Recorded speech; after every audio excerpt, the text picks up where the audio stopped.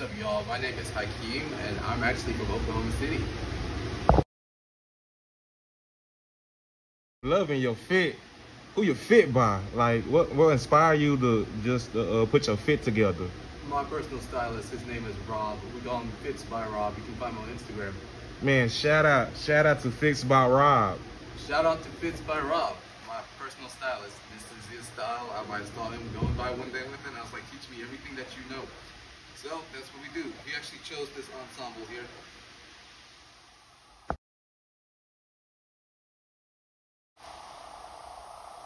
So my guy, he got 7 original short plays.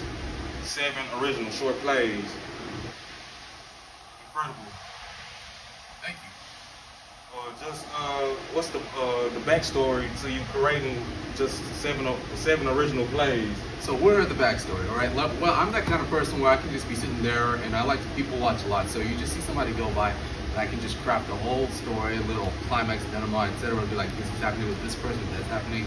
So it inspires me to just go ahead and just put that on paper. Now, educational-wise, I went to acting school, so this is in my blood. Writing script analysis, etc. All right? So I'm like, okay, it's that time right now, obviously to supplement my income, is to be like, I should write another book. So you start writing, and then it turns into a script. So I just sit there, you know, just like having a joke with myself, right? So I'm like, obviously I'm listening. So when you were writing a play, like, I'm like, okay, so if we were going to have something going on in our lives, and we could reach out to a deity to see if they can solve our problems. So I was just like, okay, what if we have this little boy and he writes a letter to Jesus, right? And he gets a response. Just like that. We all know that God doesn't work like that. But it's just a hypothetical what if, because God can choose to answer whatever way that he wants to.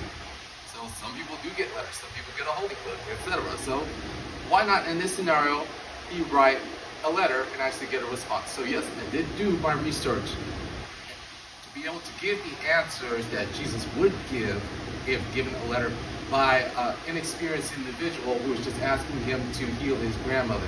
So, you know, he's coming at him sideways. He's just like, you know what, you don't solve any problems in the world's not perfect, etc. You know, Jesus spills his back out to him. It's just like, it does not work like that.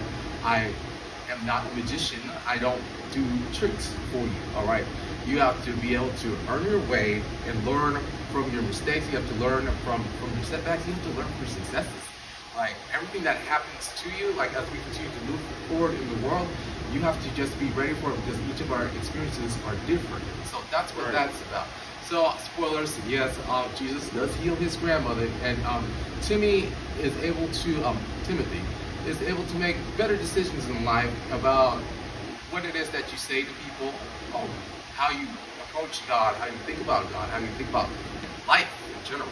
So that's what inspired that for me, because, like, you know, sometimes you're like, okay, fine, I'll just, you know, throw in the towel and head to the dark side, right? It'll just be easy, right? Well, as you see right now, what happened here when we went to the dark side. So, in a nutshell. Letter to Jesus. When you send me letter to Jesus, I started thinking about all the different times I just went to Jesus and just wrote him a letter. Yeah. And He answered. Yes. he answered every time. I connected immediately to the story. You guys, I need to go get this story today.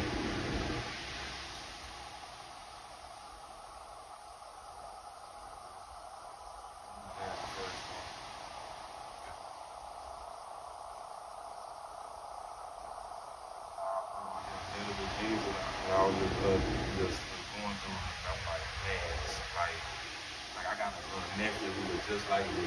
He could play the character, and like, I was just visualizing how it's just coming apart, just your story, just got the grandmother, and I feel like we can really connect. Definitely. Even playing the devil, like, I was like, man, that's a great idea. Like, play a good guy and you play the devil, or in a sense, you know, like. He knows how I did that, right? When he gets a letter from Satan, and then he's like, anyway, you know, like, it's too awkward to, like, I'm not going to write to this other character who jumped in here. So that's why, you know, after Satan says his piece, he's like, goes back to the drawing board and speaks like, dear Jesus, like that's why it's like I'm not going to respond back to like, you know, because that's how the devil works. He'll try to slip in when you have like that moment of doubt. Even like after that moment of healing, you know, he'll try to slip in, you know, just to try to take over. That's why it's like, anyway, you know, just go back. Like it's like, dear Jesus, you know. So that's the way I took that back, because that's the way to, because like I have like my own would-be scares in life with like spirituality and negativity. So like when that thing starts to like come in, you just go like, you just don't even acknowledge it. Like, okay, fine, I read the response from the devil, but like, you know, that's okay. Like, we're not even gonna respond to that. So he's just looking for like that moment where your faith is like fractured just a little bit, just to try to sneak in there. So, why do you take the time to educate yourself about investment opportunities? Why? You gotta become passionate. You gotta attach yourself to that passion, because you can get defeated. So how do you take the emotion out of the logic of investing, especially into your dreams? Well, how do you take the emotion out of the logic of like investing, like the possibility that you could either lose, fail, etc.? This is through something that I call quantitative data, where you have examples on how you're able to succeed based on proven efforts. Like, you know, this is like the whole 1 + 1 = 2, so to speak. Okay? Like, for example, like earlier today, I was looking at crypto notes. Are you familiar with that? Crypto loans? Notes. Notes? Most definitely familiar. Okay. Yeah, so like I was looking at crypto notes, it's like, okay, how much are you going to get, like, on, let's say the rates are going to be between 5 and 10%, right? Annually. Okay, so it just like depends on how much you're going to invest. So let's say you invested $1,000, then you'll probably make maybe $125 for the year, right? But if you invested like $500,000, you get like $125,000, 125, 150. You were able to make $1 million in there, then you would get a $100,000 course. Why not make that investment? Why not? Why not make that investment? A lot of people, it's just because they're due to the lack of education. So, okay, like raising that kind of capital, right? Like you can raise that kind of capital with credit, obviously, okay? And I'm like, if you want to take that route, it's a little slow, but it does work, especially like most definitely to protect like a 7-figure net worth. You want to have 7 years of income, right?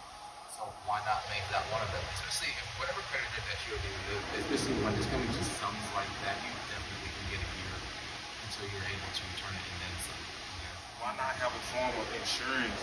I always have a form of insurance when you're investing. The credit line is that insurance. Like, you definitely want to insure any risk that you're going to take. It's just like, even like production-wise and stuff, you always make sure everything has insurance on it, because that stuff you can become ultimately defeated. It's just like even like running like retail online stores, like e-commerce, dropshipping, whatever.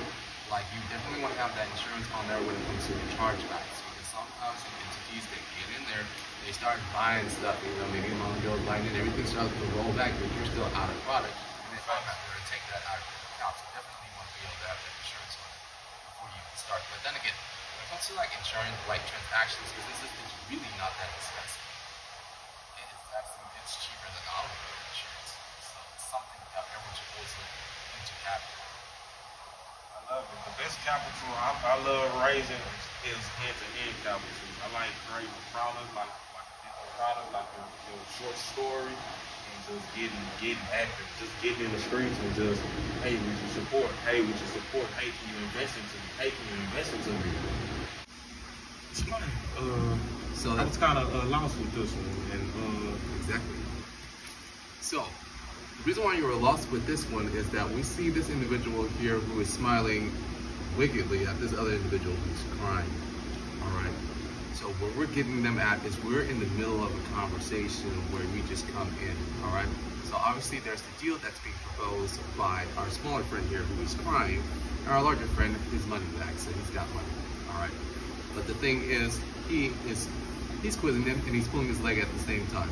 So he's choosing to speak to him in a language that he does not understand. yeah. Yes, this is like higher level English, like someone whose IQ is pushing 300. Right. So he's trying to see if he's going to be able he's just like literally just telling him like, you know, the details of your incompetence. What's your end goal? The end goal with that one there is called "Don't Judge a Book by its cover." Why do we always get judged? Why do I always get judged before they even read the inside of the book? Why do we always get judged? Is because we have a preconceived notion, which people call that unconscious bias, and that is given to us by our parents, by our culture, by the language that we speak. Sometimes in etymology, when you use etymology just without thinking about it, like for example, like if it's overcast, when they're going to say that you had a dark day. So when it comes to like using root words of that level, that is what forms you consciously and subconsciously at the same time, which forms what I mentioned before, the unconscious bias. So that's why I seized this opportunity here to make this little slapstick laugh here going on. So if you probably have to read it like maybe 2 or 3 times. When you start, when you read it the first time, like if we go through this like right now, so we can just go to like how I end this pretty much. So like how we ended this here is that we were like, okay, Jordan, our small friend, he's sobbing and his hands are coming to his face. He's like, stop, please, I can't, all right? Then we're gonna have Alex who says, your presence in this intellectual arena is a testament to the inefficiencies in our educational system. Meaning, the reason why you're so stupid is because your education sucks, okay? You are affront to those dedicated to genuine intellectual pursuit. Meaning you are an insult to people who actually think. You exemplify grotesque misallocation of resources, a remnant of mediocrity in otherwise progressive species. Your existence serves as a reminder of nature's propensity for error, thus rendering you a fucktard. I said it. So it's like, if you can't understand me, you're retarded. Bro, I want them to judge us for our greatness. Yes. Legend in the making. Legend in the making. God damn, legend in the making. So that's the reason why I seized that opportunity to do that, because sometimes they want to prejudge somebody, or like, you know, like, so the imagery that I'm painting there is like, okay, you're like approaching like a rapper, a basketball player, a football player, or something, right? And they're like, okay, they don't want to believe that like that man that they're approaching actually is like of a higher level of intellect. Like when you see somebody with a song in the top 40, that person is extraordinarily erudite, all right? Because they have to understand the innards of promoting a song, getting people to listen to them. And especially when you listen to people who aren't like the strongest vocalists out there, and you have the arena be full, you're like, wow, that is because that person is very, very smart, all right? And a lot of people, they're like, okay, like for example, that's why I chose the African-American character to be the smart one, because you're like, okay, like, you just think the only thing that we know how to do is sing and dance. Okay, moving on to this one here. This one is called the Perfect Alibi. So this one here, leaning into pure confusion. Right now we have this guy here who is pretty much a white-collar criminal, okay? And he is subject to going under indictments. So we have the FBI agents trying to figure out what is it. A lot of times, as we know in this world, when someone starts becoming under investigation, they don't exactly have to commit a crime. They just have to be in the public limelight a lot, and it looks like their money is coming from the insides of their pockets. So they're like, what is going on here? So that's what starts the investigation. Oh yeah, he's doing something all right. But the way that we loop it in together like that is they're never ever going to be able to piece it through. And it's like the eye of the sword. Yep. Get somewhere.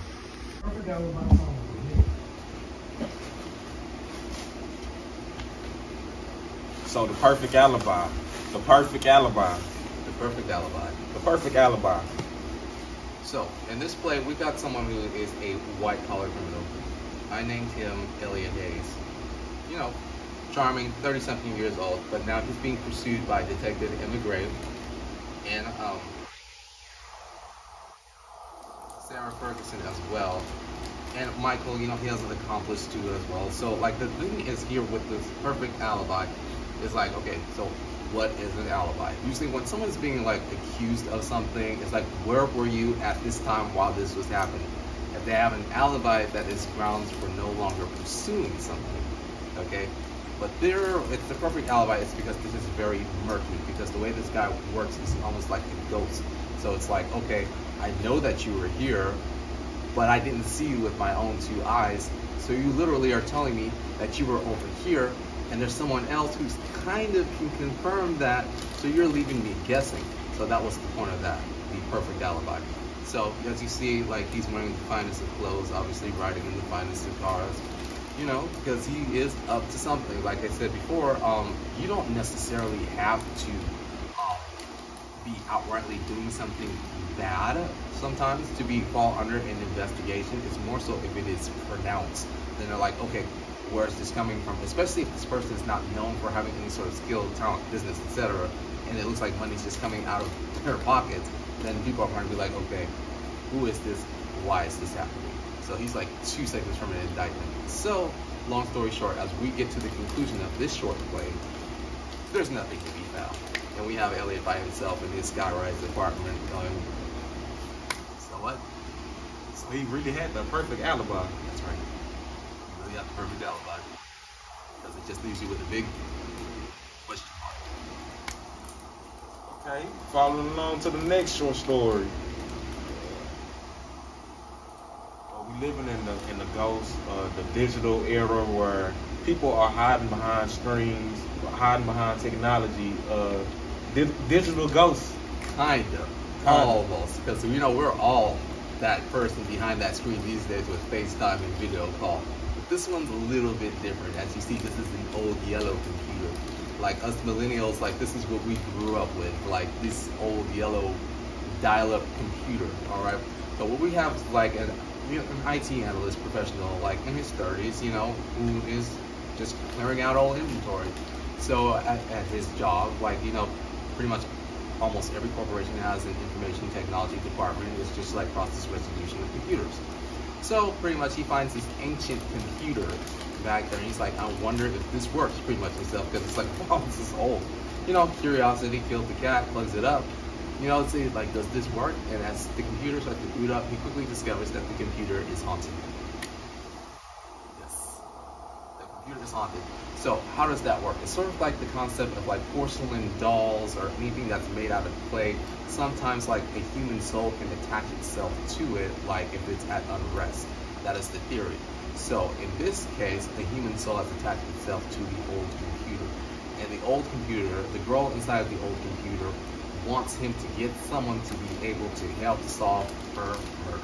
So naturally, he takes the computer to the police, and we get a detective, early 40s. She's like, you have some screws loose, but you know, our police forces have been known for onboarding psychics and paranormal, whatever, you name it. So she's like, fine, plug it up, let me see. Like, holy crap. Like this computer, it really is haunted. So when the computer really is haunted, like they are able to solve the murder just like that. And then the computer powers off. She's able to rest. So you know, Halloween is coming up. So if you guys need a short story for Halloween, this will be the short story you need to go get. It's called Digital Ghost. It's called Borrowed Time. What is Borrowed Time is about? Borrowed time is like, you see this doctor here is wearing this specialized watch there, okay? That this is a technology that he's developed that allows him to project departed people from a different time in the past that registers to them. Like, in that past and in that present at the same time. So, long story short, it's like pretty much a watch that allows you to summon a ghost, okay? So, when he does that, he wants to summon his departed partner, if you will, back to himself. So we start at the point where he's recently like developed this technology, like for the first time, all right? And so at the time his partner's like, this isn't safe. Like I just wanted to see you again. He's like, well, this isn't safe, all right? But he doesn't listen. And then we fast forward a little bit to the future. Well, everybody has to watch. Everybody has to watch now, because everyone's like, yes, I want to see my great grandmother, whatever. Yeah. And it just causes a dystopia, because that is not the way life is intended to be. We're not supposed to be able to draw people back who have already parted from this world and just keep bringing them back. So when they do that, it causes a rip in time-space reality. So No, them big goals because I feel like as artists, all we doing is playing with reality. So our job is to keep playing with reality and just keeping you guys entertained. Yep. So pretty much that's how that one went. So he pulls this other person back for a moment. You know, they chop it up for a little bit, but you know, they're like, it isn't safe. The ground starts shaking, etc. And then we fast forward to the future where, you know, everybody needs money. The watch has gotten patented. Everyone has to watch now, and it's just not ending up well for humanity. So what I said in closing with this one, we're gonna have an actress go by with a sign, and with that sign, what it's going to say is, "Time is not a commodity. Cherish every moment." See.